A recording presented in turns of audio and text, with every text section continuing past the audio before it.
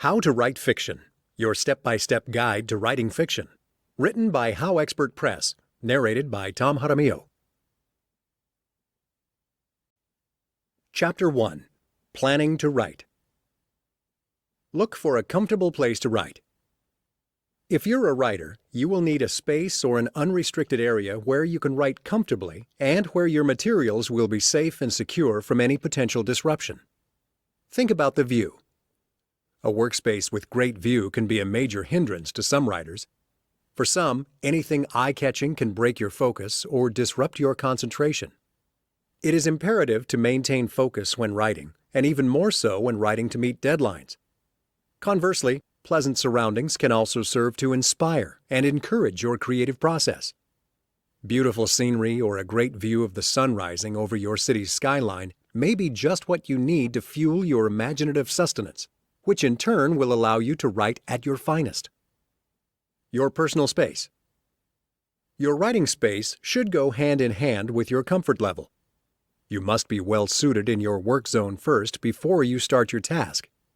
You should consider working in a relaxed and uncluttered environment, and one where you have complete control of your immediate surroundings. Take into consideration where you want your work area, and then before you actually get started, try sitting in it for a few minutes. Is the chair too hard?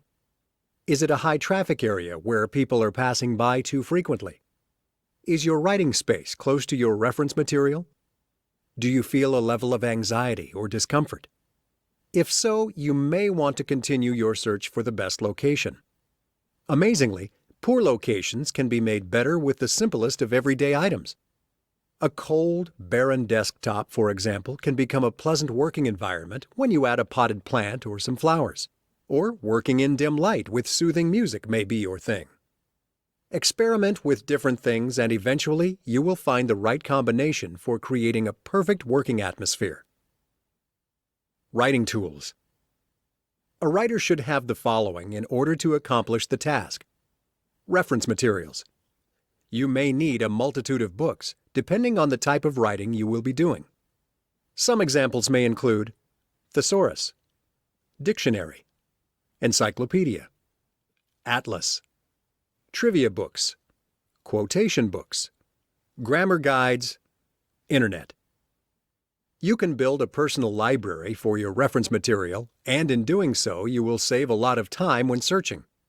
You can try the following to build your collection inexpensively. Look for a book exchange program. Go to garage and yard sales. Purchase used books online. Visit book sales and thrift book stores. Look for libraries that may be selling old books. Download free grammar and spelling correction programs off the internet. Writing medium. Nowadays, a writer has 3 options available: a personal computer, a typewriter, or paper and pens. Just choose what you think best fits your writing style. Remember, it's about being comfortable and secure in your writing environment. You may also want to invest in a filing cabinet to keep your work and notes. Some writers use voice recorders these days for taking notes.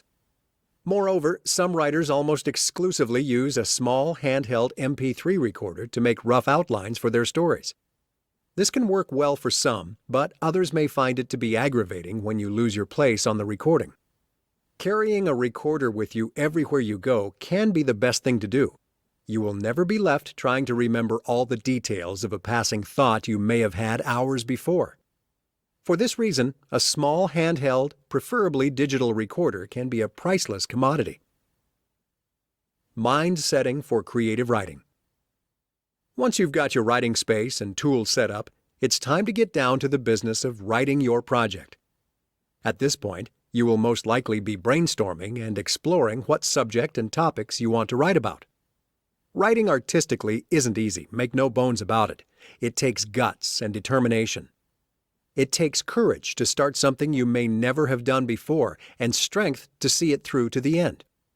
Your mind may always be overshadowed by what others may think of your writing style, whether or not your grammar is perfect or if you're making yourself clear to the reader. But remember, everyone has uncertainties about doing it. From New York Times bestsellers to your everyday beginners. The question is, how do they conquer these fears? The answer?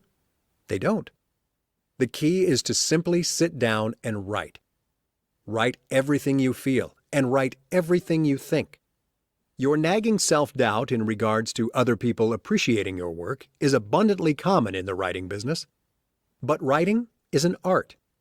You have to naturally go along with what you feel when it comes to writing. How you feel will reflect upon your finished product. You shouldn't stem the flow of personal creativity when it comes to creative writing. After you have completed the basic outline of your story, go back, and if something is unclear to you, chances are it will probably be unclear to someone else as well. So this is the time to fix it. Like any art form, writing requires a certain level of inspiration. Such inspirations will most likely not be found sitting around your house. The imagination only appears limitless, but rest assured, even the human mind can benefit from a refreshing walk in the park. Inspiration is the driving force behind creativity in general. You must constantly feed inspiration by having new experiences, preferably every day. So get out and experience life, and in doing so, you will find your creativity dramatically increase. Intensifying your idea. Now that your imagination has been properly nourished, it's time to expand what you have so far. You need to take a simple idea and develop it further. It's as simple as that. Consider the following questions when expanding an idea. Will your idea be a short story, or will it be a novel? Will you be writing a poem? Who is your target audience? Will the story be told as a first-person narrative? Once you've answered these questions, then you're ready to write. Objective. Writing has several goals, but it's good to have only one purpose in writing. Your goal might be to share a story that will inspire readers or to provoke thought. Exploring a specific subject or rapport which will allow you to successfully connect with your readers may be your intent, but you need to establish what your base objective is. Span. You may want to start out by exploring topics which are smaller in scope.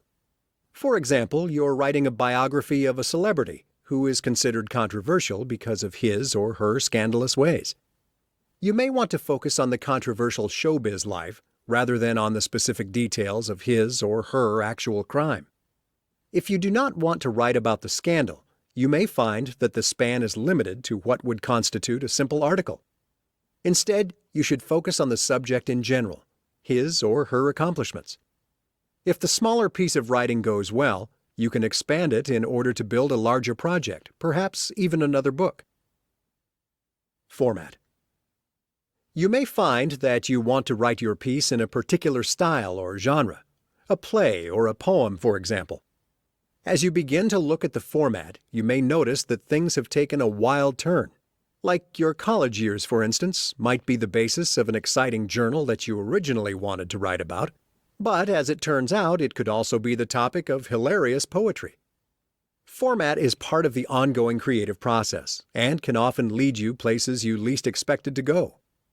Be mindful of this and ensure that you maintain continuity throughout the entire project if you notice the format changing. If you began writing a narrative biography and 30 pages later it becomes a dialogued story, make a choice in format and stick to it. Don't mix them together. Audience and readership.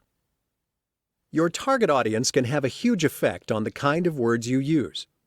If you write for young adults, it would be in your best interest to use words that most teenagers are using. This varies widely in the young adult, as it deals with readers that are at various stages of maturity. Talking about pop culture subjects alone may interest some teens, while others may be more mature and, as such, will desire something that is a little racier. Books for teens should include words and information they can connect with. As a consequence, young adults can be one of the more difficult groups to write for if you are not up to date with the latest trends. Make sure you write according to your audience's reading level, but don't insult your reader by assuming they will not understand something you're writing about.